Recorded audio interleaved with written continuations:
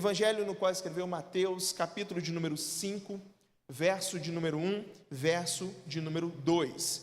Irmãos, eu estou dando início a uma nova série, onde nós vamos trabalhar texto por texto, aqui do chamado Sermão do Monte. Sermão do Monte. Esse é um sermão daqueles para o nosso coração. É difícil, é maravilhoso quando eu subo no púlpito, irmãos, para poder ministrar a palavra, e ela já me bateu de lado a lado. E todo o Sermão do Monte vai ser desse jeito. Todo o Sermão do Monte vai ser. Hoje eu gostaria de trazer um panorama daquilo que nós vamos encontrar, mas eu falo um pouco mais daqui a pouco. Evangelho no qual escreveu Mateus, capítulo de número 5, verso 1, diz assim a palavra do Senhor: Vendo Jesus as multidões, subiu ao monte, e como se assentasse, aproximaram-se os seus discípulos, e ele passou a ensiná-los. Mais uma vez, vendo Jesus as multidões, subiu ao monte, e como se assentasse, aproximaram-se os seus discípulos, e ele passou a ensiná-los. Ó Deus Santo, diante da Tua palavra nos encontramos, com os nossos corações agora, Pai, quebrantados, os nossos ouvidos prontos para ouvir a voz do Senhor aos nossos corações. Deus, tenho um pedido a Te fazer, é que o Senhor me use para poder transmitir com fidelidade a Tua palavra à Tua igreja, Senhor. E faça a Tua igreja entender a responsabilidade de ouvir todas essas coisas e de colocar em prática, Pai, pois senão, Deus, somos como tolos, Pai, que ouvem a Tua palavra, mas não guardam, não a praticam, Senhor.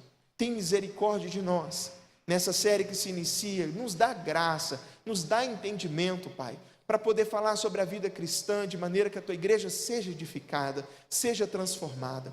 Tem misericórdia, nós Te pedimos no nome santo de Jesus, amém, amém. Irmãos, existe uma série, tem uma série na Netflix, chamada Stranger Things, uma série que é moda entre adolescentes e jovens, mas é uma série que eu tive assistindo, e essa série conta a história de quatro amigos que vão viver uma aventura que é uma aventura meio que surreal. Um desses amigos, ele é chamado Will, ele é pego por um monstro e ele é levado para um outro tipo de mundo, e no desenrolar da história a gente fica sabendo, é revelado que esse lugar para onde Will foi levado é um lugar chamado de mundo invertido. É um mundo, mas é um mundo de ponta cabeça. É um mundo, mas é um lugar escuro, é um lugar destruído, um mundo pós-apocalíptico. É uma coisa assim bem assustadora. As coisas nesse mundo, elas são contrárias. Onde haveria de ter luz, tem trevas. E um dos meninos da série vai dizer que o mundo invertido é uma dimensão que é um reflexo sombrio, um eco da nossa realidade. É um mundo em decadência, um plano fora de fase, um lugar de monstros. Está diante de você, mas você não consegue observar. Eu não consigo assistir filme, não consigo assistir série, apenas por assistir. Toda vez quando eu estou assistindo, eu tento capturar a mensagem que está por trás, capturar a mensagem que está sendo transmitida pelo autor do filme, da série, a filosofia que molda toda aquela história. E quando eu ouvi isso, irmãos, a minha mente ela foi transportada, mundo invertido, lugar de decadência, mundo de ponta cabeça, minha mente foi transportada para o Sermão do Monte, e eu te explico por quê. Quando a gente olha, irmãos, todo aqui, do capítulo 5 até o final do capítulo 7, quando nós olhamos, irmãos, a maneira como Deus espera, como Cristo espera que o cristão deve viver, a maneira como Cristo quer que nós nos portemos, como é apresentado aqui no Sermão do Monte, nós percebemos, chegamos à conclusão, irmãos, que nós estamos em um mundo invertido. Nós estamos em um mundo que é dois mundos bem distintos e contrários uns aos outros. O que Jesus descreve a respeito dos seus servos, expressos aqui no Sermão do Monte, é completamente contrário ao que nós temos visto. É como se nós estivéssemos realmente de ponta cabeça. Eu vou te dar exemplos que nós encontramos aqui dentro do Sermão do Monte. No reino de Deus, Jesus diz que é feliz aquele que reconhece a sua incapacidade espiritual. O pobre de espírito é que é louvado, ele é que é bem-aventurado. No reino de Deus, feliz é o que chora pelos seus pecados. Feliz é aquele que abre mão dos seus direitos. Feliz é o que se preocupa que se preocupa com o necessitado e não pisa neles. Feliz é o manso. Olha para você ver, você percebe o quão diferente é o que nós encontramos no Sermão do Monte daquilo que nós temos vivido aqui nesse mundo? Fica evidente para nós, irmãos, que esse mundo caído, ele tem valores que vão completamente na contramão do que nós encontramos no reino celestial. Para a gente entender, vamos só para a gente entender melhor o que está diante de nós, vamos voltar a entender um pouco. Mateus, irmãos, ele narra a chegada de um novo tempo. É chegado o reino dos céus. E Jesus é o rei. Quem é esse rei? O rei da glória. Jesus é este rei. E ele chega trazendo o seu reino. O evangelho de Mateus, desde o início, ele busca mostrar que Jesus é esse rei prometido, aquele que cumpre todas as exigências de Deus, e ele tem por direito o trono de Davi. Essa informação, irmãos, de nós entendermos que Jesus é o rei, ela é importantíssima para toda a continuação do sermão. Mateus, ele nos mostra isso, por exemplo, irmãos, evidenciando que Jesus, ele satisfaz, por exemplo, as exigências requeridas na lei. Olha aí para você ver, para você que está de Bíblia aberta, Mateus 3,14, só você passar uma página, Mateus 3,14, olha aí o que nós encontramos, o 14 e o 15, ele porém o dissuadia dizendo, eu é que preciso ser batizado por ti e tu vens a mim? Jesus conversando com João Batista, aí Jesus vem para ser batizado, e João Batista diz, eu é que preciso ser batizado por ti, tu vens a mim? Mas Jesus lhe respondeu, deixa por enquanto, porque assim nos convém cumprir toda a justiça. Então João ali o batizou. Jesus, ele cumpre essa exigência que era requerida. Não apenas isso, mas ele também cumpre, irmãos, tudo aquilo que os profetas haviam dito a respeito deles. Olha aí, Mateus 4, no versículo de número 12 ao 16, ouvindo, porém, Jesus que João fora preso, retirou-se para a Galileia, e deixando Nazaré, foi morar em Cafarnaum, situada à beira-mar, nos confins de Zebulon e Naftali, para que se cumprisse, olha o que ele está dizendo para nós, para que se cumprisse o que foi dito por intermédio do profeta Isaías, terra de Zebulon, terra de Naftali, caminho do mar, além do Jordão, Galileia dos gentios. O povo que jazia em trevas viu grande luz, e aos que viviam na região e sombra da morte, resplandeceu-lhe a luz. Jesus, ele cumpre todas as exigências, ele inaugura o reino prometido, e ele mesmo é o rei por excelência. Nós precisamos entender, Jesus, nós perguntamos, quem é este rei da glória? Jesus é o rei da glória, Jesus é este rei. O ministério de Jesus, irmãos, desde o início, nós sabemos que ele foi marcado por diversos milagres e curas. Isso fez, irmãos, com que muitas multidões começassem a seguir. Muitas dessas pessoas, irmãos, a gente sabe muito bem, elas não tinham o menor interesse na pessoa de Jesus, em tê-lo como seu Senhor, mas eram pessoas, irmãos, que estavam interessadas naquilo que Jesus poderia fazer por eles. Ele era o rei que poderia satisfazer a necessidade ali daquelas pessoas. Elas estavam atrás do pão para alimentar os seus corpos, mas não estavam atrás do pão para alimentar as suas almas. Estavam atrás de curas físicas, da libertação das suas dores, mas eles não buscavam, irmãos, o perdão dos seus pecados. Jesus é o rei. E é óbvio, Fernanda, é óbvio que ele sabia que nem todos que ele estavam realmente, eram súditos do seu reino, estavam realmente atrás da sua pessoa. Ele vai então, irmãos, como o texto diz para nós, o texto que nós lemos nessa noite,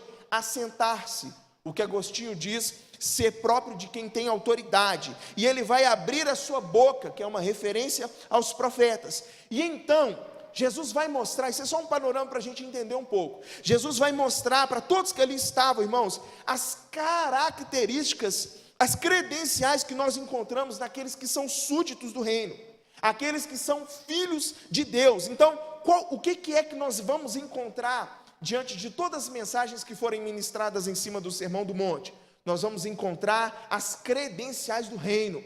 Aqueles que são filhos de Deus, eles são da maneira como é apresentado aqui.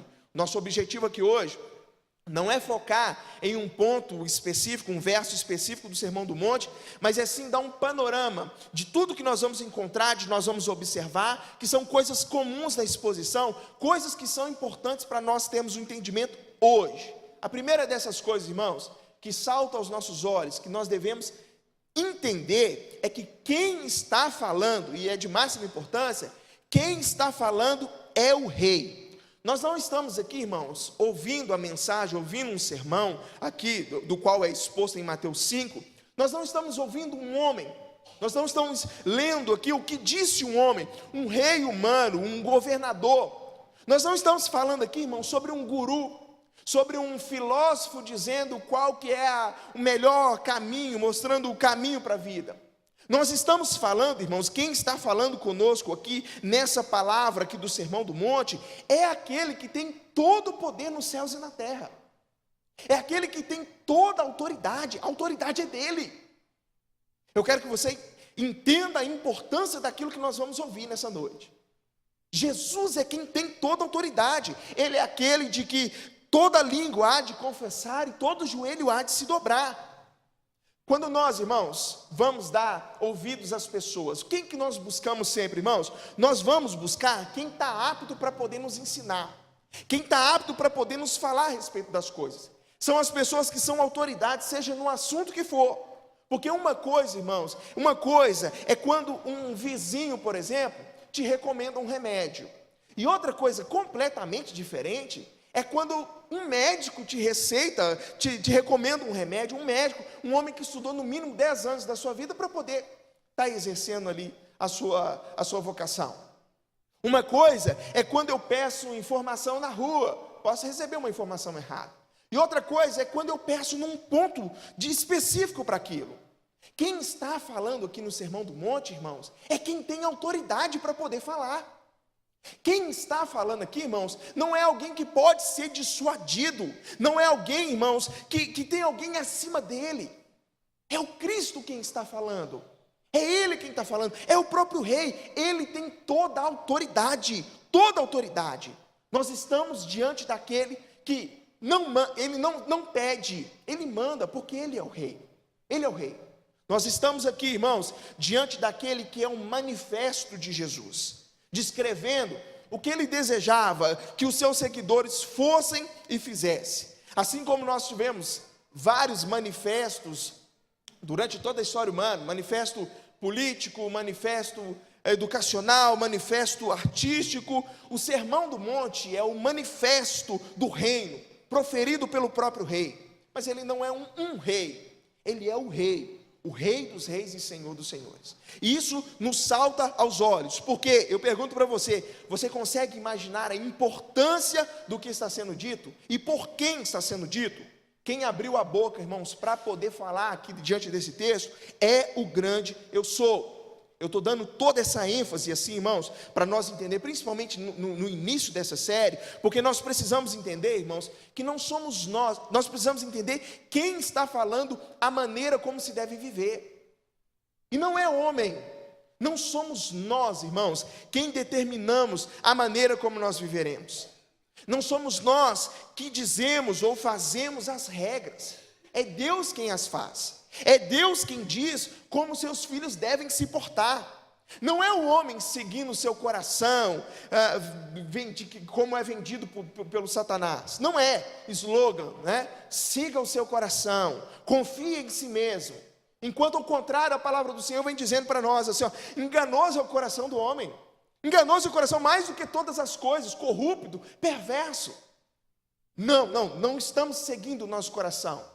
Mas estamos seguindo aquele, irmãos, aquele que de fato nos diz como devemos ser. O mundo tenta ditar as regras da nossa conduta, você vai agir assim, o nosso comportamento, você vai ser assim, mas isso não é da alçada do homem, porque ele não é o Criador, porque ele não é o Rei. A opinião do homem, irmãos, ela nunca passará de mera opinião, mas a palavra de Deus é aquela que tem autoridade sobre todos os assuntos.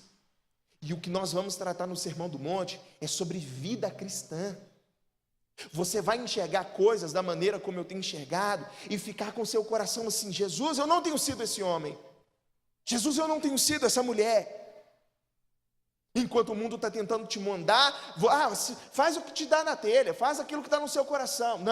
Não. E não é difícil, muitas vezes a gente vê isso dentro da igreja. Pessoas que querem fazer de uma opinião a respeito de um assunto que a palavra do Senhor nos diz claramente, como se fosse uma verdade. Eu já disse uma vez e repito se for necessário. Entre a sua opinião e a palavra, eu vou ficar com a palavra. Porque a palavra ela é o anúncio, ela é o manifesto do rei. Ela diz aquilo que nós somos, ela é a nossa regra de fé. E isso nos leva, irmãos, para um segundo ponto. Esse primeiro é para a gente realmente entender a importância de quem está falando essas coisas. Não é pastor, não é conselho, não é igreja cristã que produziu essas coisas, mas são coisas que saíram da boca do próprio Cristo Jesus. Isso nos leva para o segundo ponto, irmãos. Depois de nós entendermos que quem está falando não pede, mas ele ordena, porque ele é o rei. A segunda coisa que nós observamos, irmãos, é que o Sermão do Monte, ele é o padrão da vida cristã. O Sermão do Monte, ele é um padrão da vida cristã. Eu digo isso, irmãos, porque é justamente o que Jesus está dizendo. Jesus está falando assim, olha, Jesus está falando assim, ó, aqueles que são filhos de Deus têm essas características. E uma coisa vai ficar bem clara, eu falei com os jovens hoje de manhã, uma das coisas que mais nos chama a atenção, irmãos, como padrão da vida cristã, é mostrar, o Sermão do Monte nos mostra, irmãos, como que aqueles que são filhos de Deus vivem completamente do padrão do mundo. Nós somos, irmãos, um povo essencialmente diferente. John Stott, aliás, ele diz que essa é a essência, é o tema essencial de toda a Bíblia. Deus chamou um povo para si, um povo que é santo, um povo que é separado, que foi comprado, um povo que lhe pertence, um povo que lhe obedece. E a vocação desse povo, a identidade desse povo é a identidade de ser santo, é a identidade de ser diferente em todo pensamento e comportamento. Aí ele usa como argumentação algo que ele diz que é a chave do Sermão do Monte. Eu concordo com ele. Olha aí, Mateus 6,8. Só para você entender o que ele está querendo dizer. Não vos assemelheis, pois a eles. Não vos assemelheis, pois a eles. Isso faz todo sentido, Oswaldo, porque isso aqui nos leva lá para Deus falando para o povo, para o Senhor, Jeová falando para o povo, lá em Levítico, no capítulo 18, que eu estou chamando para vocês, e é para vocês serem um povo diferenciado, um povo diferente realmente. Eu estou separando, vocês são separados, vocês não fareis como eles. Irmãos, essa é a temática de todo o sermão, ser santo, ser separado. Jesus nos mostra, irmãos, que o caráter daqueles que são servos do Senhor, eles têm de ser completamente diferente daquilo que é admirado pelo mundo. O que o mundo admira hoje, irmãos? O que o mundo admira hoje? O mundo admira aquele que se mostra forte, aquele que não chora, aquele que se fizer necessário, ele passa por cima do outro. Ele não abre mão dos seus direitos, ele pisa em que tiver que pisar para poder subir. É aquele que não demonstra em momento nenhum da sua vida fraqueza. Esse é o tipo de homem que é chamado de vencedor, ele é chamado de determinado. Mas quando eu olho para o Sermão do Monte, Camila, não tem nenhuma dessas características naqueles que são filhos, chamados para serem filhos de Deus. Jesus diz que aqueles que lhe pertencem, que entrarão no seu reino, são assim. E aí vem o sermão. Eles possuem essas características apresentadas no sermão. E o que significa isso? O que significa isso? E você precisa estar atento ao que eu vou te dizer agora. Irmãos, o que Jesus vai ensinar no Sermão do Monte não é algo opcional, não é uma possibilidade. Do tipo assim, se der para ser, Deus, se não der, paciência. Não é. O que está diante de nós, irmãos, é uma constatação. Jesus está falando, aqueles que são filhos de Deus são dessa maneira. Aqueles que são súditos no reino de Cristo são dessa maneira. E o que eu estou querendo dizer com isso, irmãos? Sendo curto e grosso, é de que se você, irmãos, de que se essas qualidades, elas não são vistas na vida de um cristão, quais qualidades são essas? Quando a gente olha para a bem-aventurança, por exemplo, nós vamos encontrar aqui, bem-aventurados os humildes de espírito, os que choram, os mansos, nós vemos aqui, bem-aventurados os que têm fome e sede de justiça, os que têm misericórdia, bem-aventurados são os limpos de coração, bem-aventurados são, e mais coisas. Se nós não encontrarmos essas características na vida daquele que se diz cristão, ele está dando grandes indícios que, na verdade, ele não é um salvo em Cristo Jesus. Isso é sério. Isso é sério. Se essas qualidades, se essas credenciais, elas não são vistas, Será que esse é de fato um cristão? Será que nós estamos diante de um cristão? E não é fácil de ouvir isso não. Não pense que isso é fácil de sair dos meus lábios, porque Jesus, irmãos, ele vai falar sobre tantos assuntos aqui dentro do Sermão do Monte. Jesus vai falar, irmãos, sobre caráter, sobre a lei, sobre disciplina, sobre oração, sobre ansiedade, discernimento espiritual. Jesus vai falar sobre perdão e tantas outras coisas, irmãos, que quando a gente lê, desmascaram o nosso coração, porque nós reconhecemos o quanto que nós temos sido falhos dentro dessas áreas. Mas não importa. Porque essa é uma realidade. O Sermão do Monte é uma realidade para a nossa vida. Porque é o que diz, o que Deus vai encontrar na vida daqueles que são filhos. O que nos é dito aqui, irmãos, não é simplesmente o que Deus requer dos seus filhos, mas é o que Ele já tem encontrado na vida dos seus filhos. Olha o que a Bíblia vai dizer, o que a palavra do Senhor vai dizer. Bem-aventurados são os humildes de espírito. É algo para já, é algo de agora. Não está aqui diante de nós, bem-aventurados serão os humildes de espírito. Não, para aqueles que são filhos de Deus, é assim que Deus te enxerga, como um bem-aventurado. Como um bem-aventurado. E o que isso significa? É que Deus já vê os seus filhos assim, é algo que nós possuímos, aqueles que são filhos de Deus possuem. Se eu não tenho, irmãos, se eu não tenho uma dessas características, se eu não quero lutar por misericórdia, lutar por justiça, se eu não quero exercer misericórdia, se eu não exerço um perdão, se eu tenho o meu coração tomado por inveja, dureza, o que quer que seja, será, irmãos, que eu tenho as características daqueles que são filhos de Deus? Será que eu sou esse tipo de pessoa? Tem muitas pessoas que vão dizer, dada a dificuldade de nós cumprirmos, e é uma realidade, aquilo que é requerido aqui no Sermão do Monte, tem gente que diz que isso é uma utopia. Não, isso aqui é algo para quando o Senhor Jesus Cristo voltar, Ele estabelecer lá definitivamente o seu reino. Mas não, se fosse assim, por que é que o Senhor tinha nos dado essa palavra agora, nesse momento? Josimar, Jesus não usa palavras para o futuro, Ele diz, bem-aventurados são. É agora, é nesse momento, é o que Deus espera de nós, é o que o Senhor espera de cada um de nós. Por que o Senhor Jesus nos daria essa palavra, esse sermão do monte, se nós, irmãos, se nós não fôssemos capazes de cumprir esses preceitos? Não só somos, como o Pai diz, que aqueles que são filhos de Deus, lutam para ser assim, eles são assim. Querido, não é à toa que o chamado para ser cristão, o padrão é um padrão de santidade e é alto demais. O chamado para o discipulado, irmãos, é um chamado para morrer para nós mesmos. Tomara que você tenha captado essa mensagem, esteja captando, porque eu estou querendo dizer para você, irmãos, que o cristão, ele é diferente. A sua postura, a maneira como ele fala, a maneira como ele age, ele é chamado para ser diferente. Ele é chamado para morrer. Jesus vai dizer em Mateus 16, 24, se alguém quiser vir após mim, negue-se, morre para si mesmo, toma a sua cruz e siga-me. Significa, irmãos, que ser cristão não é esse oba-oba como a gente tem visto, que basta se denominar cristão que você já é.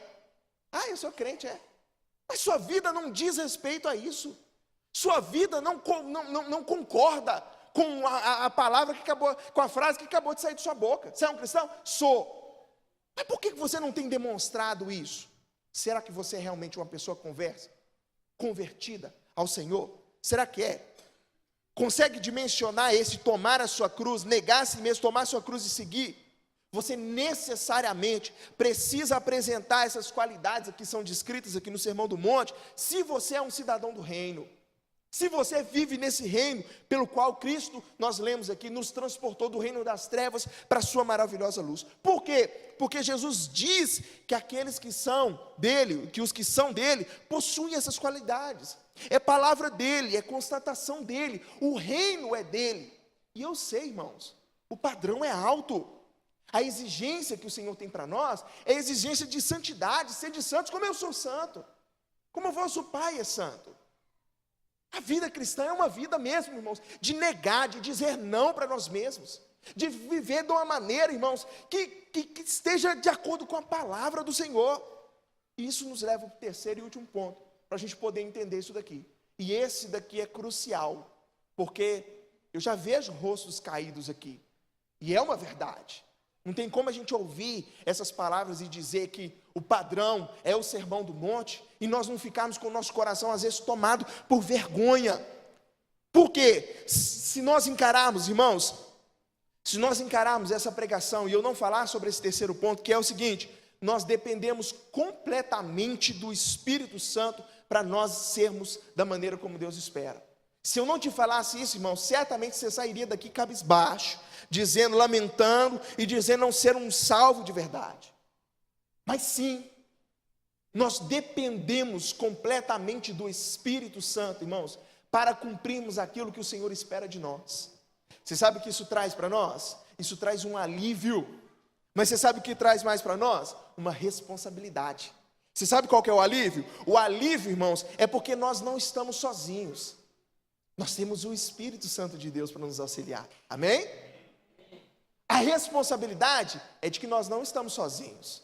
Nós temos o Espírito Santo para nos auxiliar. O que significa isso? É que a gente fica aqui, ó, a gente entende as duas coisas. O que eu quero dizer? Cada crente, irmãos, tem a capacitação do Espírito para cumprir cada um desses requisitos.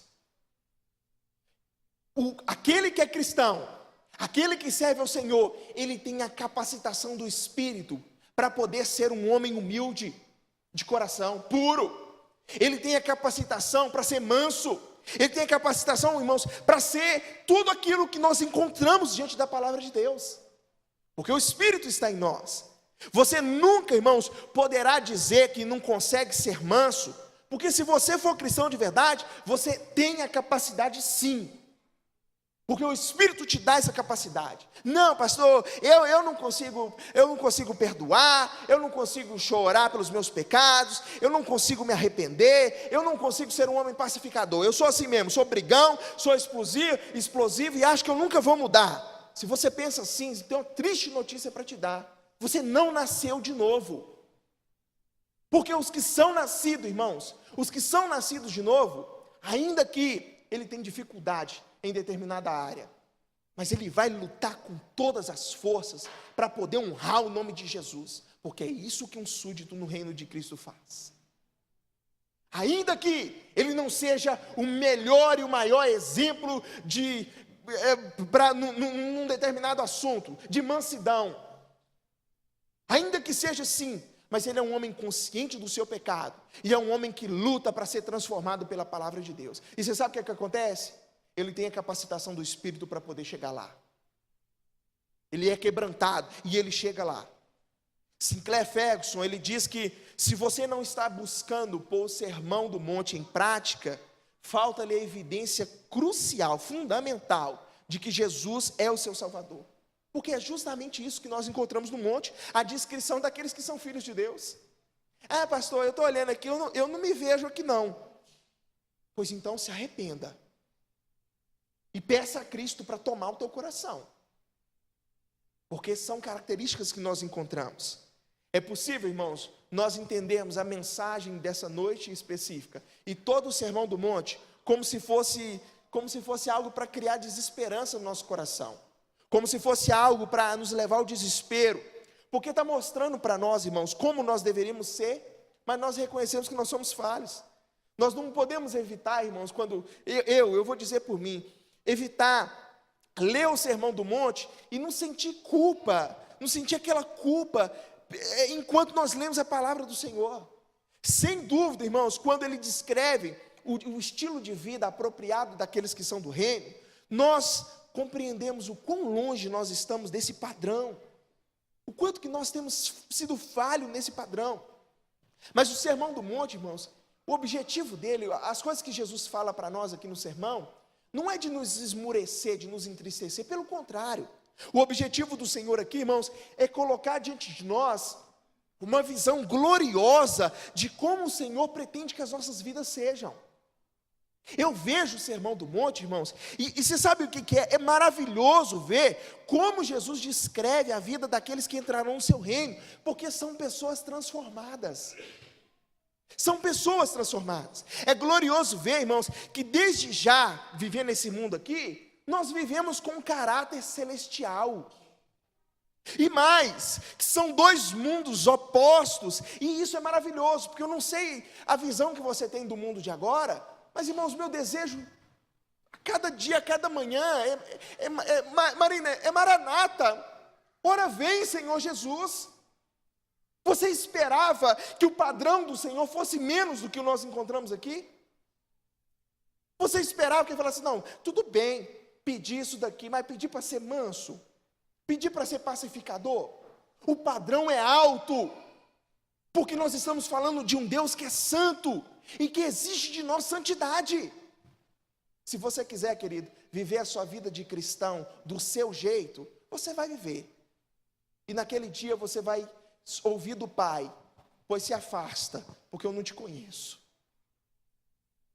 A vida daqueles que amam o Senhor verdadeiramente, são a vida daquelas pessoas que olham para o Sermão do Monte e dizem, Senhor, me ajude a ser esse homem, me ajude a ser essa mulher, me ajude a ser esse homem misericordioso, porque eu não tenho sido, me ajude a ser esse homem pacificador, porque eu gosto de briga, porque eu sou fácil, se acende eu já explodo na hora.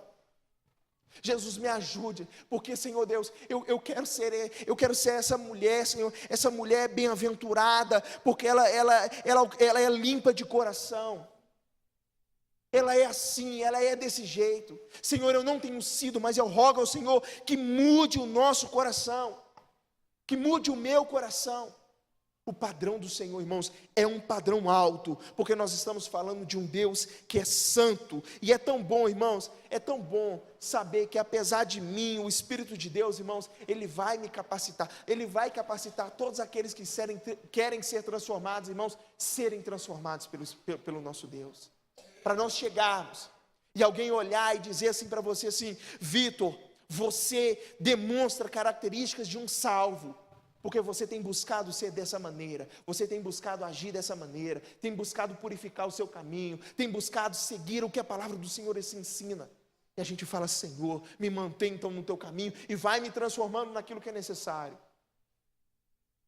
Eu estou te dizendo para você, que tudo o que você vai ouvir a partir desse domingo para frente, a importância para a sua vida cristã, de você entender o que é ser um homem bem, humilde de espírito, porque deles é o reino de Deus. O que é um homem bem-aventurado porque ele está chorando, bem-aventurado porque ele é manso, porque ele tem fome e sede de justiça. Precisa ouvir e falar assim, Deus, eu não tenho sido essa pessoa, mas eu quero ser. Senhor, eu quero ser transformado. Senhor, em nome de Jesus Cristo, me transforma. Coloque em mim, Senhor, essa bem-aventurança. Desperta em mim essa bem-aventurança, porque senão eu não estarei dando qualquer sinal de que eu sou um salvo verdadeiro. Eu preciso, para a gente concluir, eu preciso entender que quem estabelece os parâmetros, irmãos, para o reino celestial é o próprio Rei Jesus. Isso significa que as coisas não são como eu penso, não é o que eu penso, mas é o que o Senhor diz. Preciso entender que o padrão é alto mesmo, porque o Rei é santo e Ele me chama para ser santo. Me chama para ser diferente do mundo, e como veremos, irmãos, ser diferente do mundo, às vezes é ser diferente de pessoas que estão dentro da igreja. A maior crítica de Jesus, irmãos, não estava nem sobre aqueles que eram gentios, aqueles que eram ímpios. A maior crítica de Jesus, irmãos, era sobre aqueles que eram os fariseus, que eram escribas. A gente vai observar isso, e você vai ver. A gente é chamado para ser diferente, irmãos, até mesmo daqueles que estão dentro da casa do Senhor. A diferença existe, olhar daqueles que se julgam religiosos, mas que não buscam uma santidade. Existem no meio dos salvos aqueles que pensam que são, mas que não são, não vivem em conformidade com as leis do Senhor. Preciso também entender que o Senhor morreu, irmãos, a fim de me capacitar a viver, de nos capacitar a viver esse sermão do monte. Ele morreu, mas com que finalidade? Paulo vai nos dizer lá em Tito 2,14, a fim de remir-nos de toda iniquidade e purificar a si mesmo um povo exclusivamente seu, zeloso de boas obras. Paulo está dizendo, irmãos, que Cristo nos possibilitou a cumprir integralmente cada detalhe daquilo que nós vemos aqui no Sermão do Monte. Por isso, durante a série de pregações que você vai ouvir, irmãos, o convite do Senhor, o convite do seu pastor aqui nessa noite, é você contemplar a sua vida à luz daquilo que é descrito nesse sermão. É você olhar para dentro de si, você observar se você tem sido esse tipo de pessoa. Você irá olhar no espelho e você verá se tem sido realmente esse servo do Senhor. E eu espero, irmãos, que você se encontre aqui dentro desse texto, que você se encontre dentro desse sermão. E se por um acaso tem sido falho em alguma área que seja, que Deus nos dê a graça de sermos transformados, porque se o Espírito está em nós, nós temos a capacidade para sermos transformados. Ninguém jamais poderá chegar diante de Deus e diz: eu não consigo mudar, exceto se ele for um ímpio. Mas se você for um servo do Senhor, o Senhor te transforma e te renova. Amém? Fique de pé, eu gostaria de orar com toda a igreja.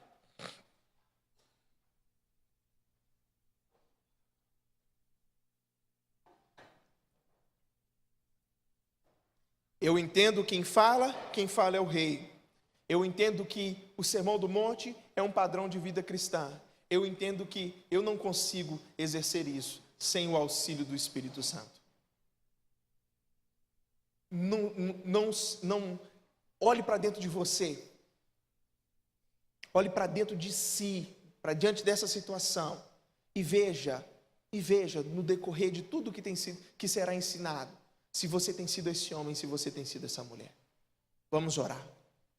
Pai querido, tem misericórdia de nós, pois só de passar de relance por esse sermão, nós já vemos a importância dele para a vida cristã, porque são descrições daqueles que são filhos da luz, transformados pelo Teu Santo Espírito, e já vemos, Pai, já olhamos e observamos o quão temos sido falhos em algumas áreas.